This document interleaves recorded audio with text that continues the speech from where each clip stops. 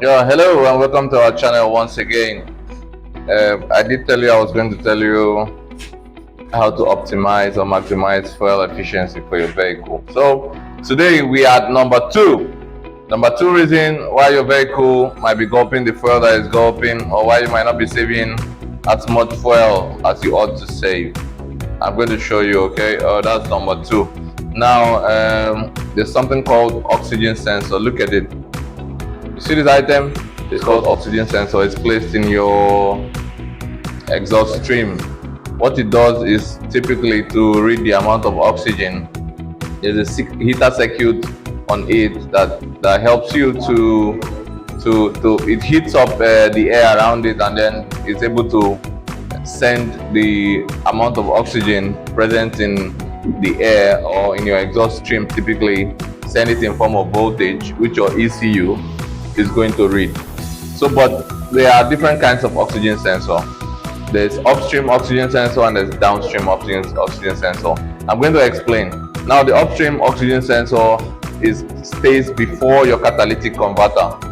Okay, so downstream oxygen sensor stays after your catalytic converter to know the effect of the catalyst on the exhaust gas stream system, to still confirm that the catalyst has worked out and is able to produce more oxygen from the burnt fuel or byproduct that you have in your exhaust stream. So if this is clear, the upstream oxygen sensor is also known as air fuel ratio sensor. So this is what we are going to talk about today. Basically, if your car is gulping fuel, it might be because your air fuel ratio sensor isn't working well, or it's dead. If it has the heater circuit bad, it won't function. If it has, they're actually usually at most 4 wires on that sensor. I'm going to show you like this. Look at this image. Okay, so if it has, if that particular sensor has, the heater circuit dead, just know that it won't work, and then your car will start gulping fuel. So you better have, the best way to check it is through a diagnostic. Okay, so if you plug in a machine onto your car, you'll be able to know if that air fuel ratio sensor is working. So typically your car is supposed to mix for one unit of petrol that gets into your car is supposed to add about 14.7 units of air. So what that sensor does is it measures the amount of oxygen in the burnt gases. It's able to know if that stoichiometric ratio has been reached. Okay, that's the stoichiometric ratio. Then, but take note that if your car takes in the ratio of 14.7:1, that is as for air and fuel. If your car takes more fuel than required air, that mixture that your car has sent in is called rich mixture.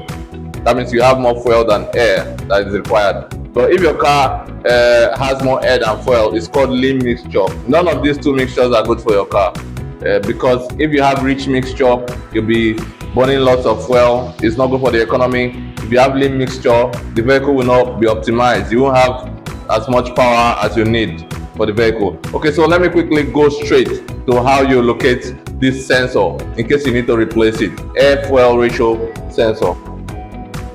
Yeah, so this basically is the engine of a Toyota Corolla, a 2010 Toyota Corolla. Okay, so let's go straight to what we are saying.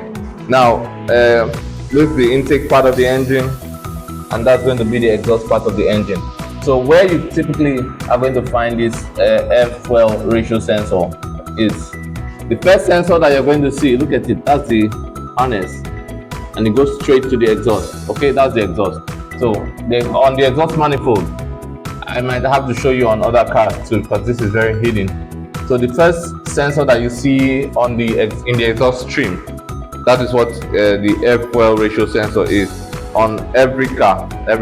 If you have a V engine, it's going to be you have two of them, two air fuel ratio sensors, just so that the vehicle is able to do quick calculation of the air fuel ratio using that sensor, and then the feedback is sent to the brain box or the ECU to modify the amount of fuel that it allows to come in, and then also the amount of air that it allows to come in through the throttle body.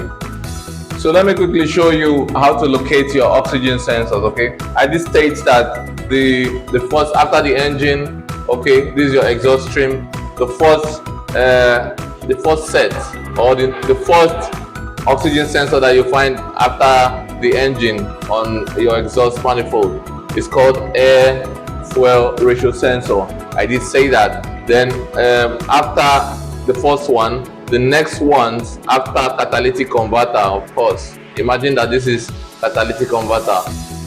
Okay, it's called catalytic efficiency sensor or still O2 sensor. Okay, so like I said, this one determines the air fuel ratio of the car.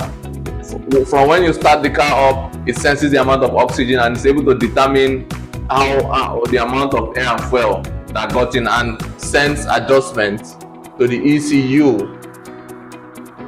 It sends feedback loop to the ECU to be able to determine the air fuel ratio, okay, of the next combustion set. So, but the catalytic converter, I'm going to talk about this and how it affects your fuel economy. Catalytic converter doesn't take part in a reaction, so it's not bound up in converting the unborn gases that you have. If you know chemistry very well, I'm going to put the equation down here. Okay, so what this does, the catalytic converter, is to help preserve our environment. And so after the catalytic converter, you find a second set of oxygen sensors, okay, that will determine the catalytic efficiency. How well, as compared to the first oxygen sensor, how well has your catalytic converter been able to break down carbon monoxide and some of the poisonous gases down into various constituents like oxygen. I mean, the more the oxygen in the unborn gases here, the more you can say that your car has been able to break down petrol, and the more efficient you will say your car has been. Okay, so that's about the oxygen sensors. Now let me go quickly to how to locate the oxygen sensors within your car stream and the nomenclature. In case you have a scan tool and you have scanned your vehicle, how do you determine the position, the location of the oxygen sensor whose code has been given to you?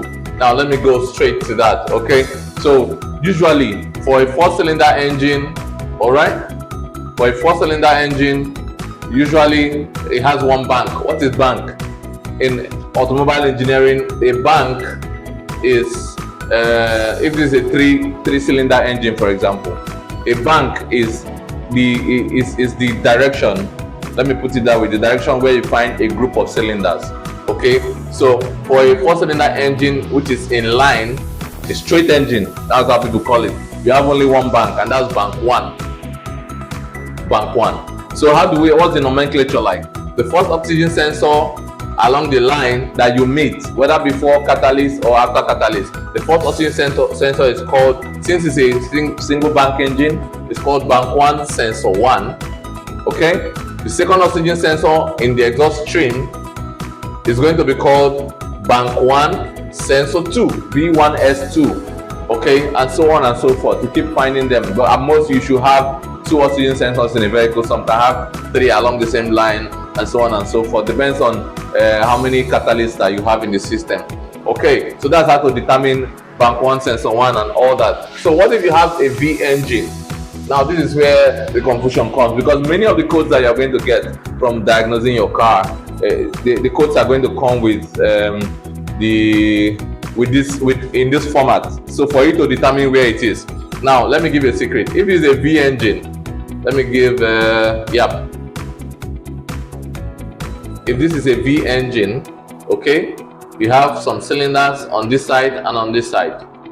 Now take note of this, and you have usually an exhaust stream on the right, an exhaust stream on the left, all tied to your tailpipe, okay, underneath the vehicle.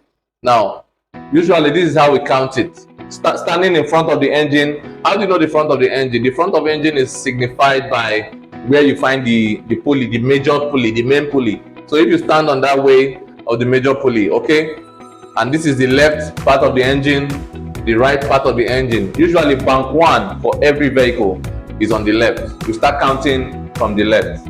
Okay, so when we start counting from the left, you have cylinder 1 on that side, and then the opposite side is just giving bank 2. Doesn't matter which cylinder falls on the opposite side.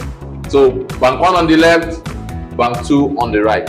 So the first oxygen sensor on the left side on the bank 1 is called oxygen sensor heater circuit, heater bank 1, sensor 1. The first oxygen sensor on the exhaust stream on the right side is called oxygen sensor bank 2, sensor 1, B2S1. That's how you're most likely going to find it.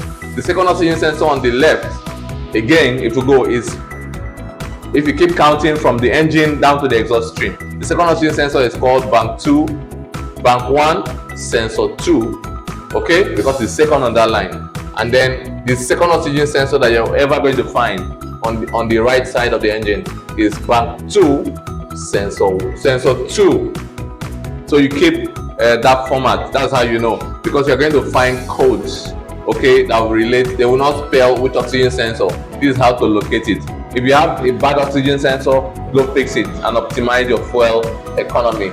Okay, that's how to locate them. So below, I'm going to place codes that you can find, and there are little interpretations, codes that you can find concerning oxygen sensor malfunction. As far as your car's fuel economy is concerned, this is a very crucial matter. You have to deal with it. Please, I want to make a plea. Please subscribe to this channel. You're going to be finding so much. Hit the subscribe button if you can, please. I'm going to teach a lot. I'm going to teach a lot on this channel. Hit the subscribe button, and whenever you have, hit the notification button also. Whenever we have deals, whenever I have things coming up, you're going to find it. Thank you very much for watching. Thank you.